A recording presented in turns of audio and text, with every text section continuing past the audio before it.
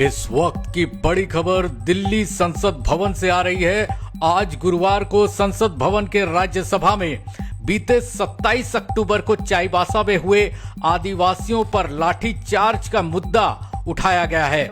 भाजपा के झारखंड प्रदेश कार्यकारी अध्यक्ष सांसद आदित्य साहू ने राज्यसभा में शून्यकाल के दौरान विगत दिनों चाईबासा में नो एंट्री लागू करने की मांग करने वाले आदिवासियों पर हुए लाठीचार्ज, आंसू गैस के गोले छोड़े जाने, निर्दोष को जेल भेजे जाने, अज्ञात लोगों पर एफआईआर दर्ज किए जाने और पूर्व मुख्यमंत्री मधु कोड़ा के साथ उपायुक्त के द्वारा दुर्व्यवहार किए जाने के मामले को उठाया गया है। सांसद आदित्य साहू ने चाईबासा में हुए लाठीचार्ज से लेकर पूर्व मुख्यमंत्री मधु कोड़ा के साथ डीसी के द्वारा किए गए दुर्व्यवहार के पूरे मामले की जांच की मांग कर दी है।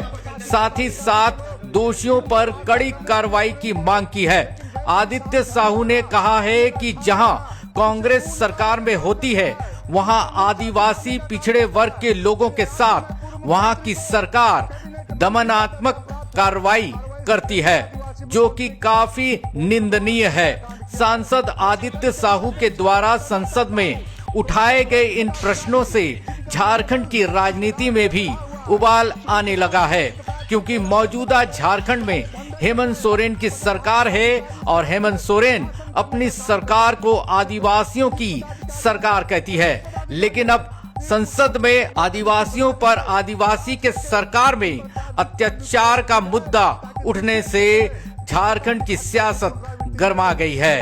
श्री आदित्य प्रसाद जी। धन्यवाद सभापति महोदय। मैं आपका ध्यान झारखंड राज्य के पश्चिमी सिंहभूम चाईबासा में 27 अक्टूबर 2025 को हुई एक अत्यंत दुखद और चिंताजनक घटना की ओर आकर्षित करना चाहता हूं। महोदय, चाईबासा सी पोखरिया टाटा बाईपास रोड पर वहां पर प्रत्येक दिन ओवरलोडिंग गाड़ियां चलती है, जिसे 2 वर्षों में सैकड़ों लोगों को इस दुर्घटना में मृत्यु हो चुकी है। महोदय, वह आदिवासी बहुल क्षेत्र है। उस क्षेत्र के आदिवासी ग्रामीण भाई जो उस क्षेत्र में ही उस राज्य के परिवहन मंत्री रहते हैं, उनसे मिलने के लिए सैकड़ों की संख्या में लोग जा रहे थे अपनी समस्याओं को लेकर के। लेकिन झारखंड राज्य में कांग्रेस के समर्थन से सरकार चल रही है। कांग्रेस के समर्थन से जहां भी सरकार चलती है, आदिवासी, पिछड़ों, दलित सभी समाज के साथ अन्याय और अत्याचार करने का काम करती है। महोदय, दिन भर पुलिस प्रशासन के लोग, प्रशासनिक पदाधिकारी के लोग दिन भर वार्ता करने के लिए लोग नहीं गए, लेकिन जैसे ही शाम ढलने लगा, अंधेरा छाने लगा, पुलिस प्रशासन के लोग वहां पर जा करके जनता के बीच में, गरीब आदिवासियों के बीच में लाठीचार्ज करने का काम किया गया। पानी के बौछारें छोड़े गए, गोली के बारूद के गोले बरसाए गए। इस प्रकार से अन्याय और अत्याचार करने का काम किया गया।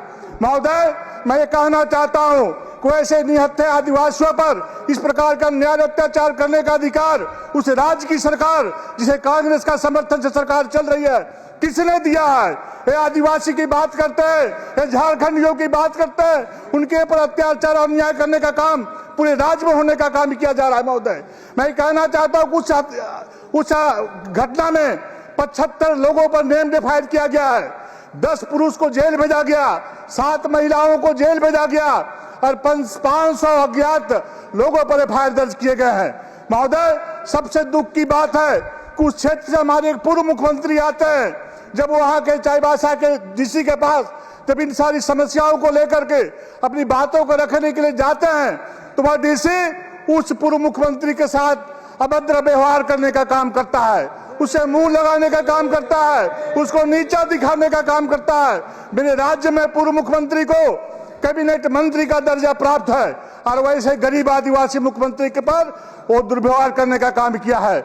मैं इस सदन के माध्यम से आग्रह करना चाहता हूं कि वैसे भ्रष्ट पदाधिकारी जिनका मनोबल उस राज्य में बढ़ा हुआ है, चूंकि उस राज्य में जिस प्रकार से गोरख धंधे चल रहे, काले धंधे चल रहे हैं, पदाधिकारी उस राज्य में शासन करने का काम कर रहे हैं। जैसे 2 पुलिस पदाधिकारी हैं, चाहे अन्य पदाधिकारी हैं, एक उच्च स्तरीय कमेटी बना करके जांच करके उन पर कानूनी कार्रवाई की जाए, ताकि दूसरे क्षेत्र में इस प्रकार की घटना की पुनरावृत्ति नहीं हो।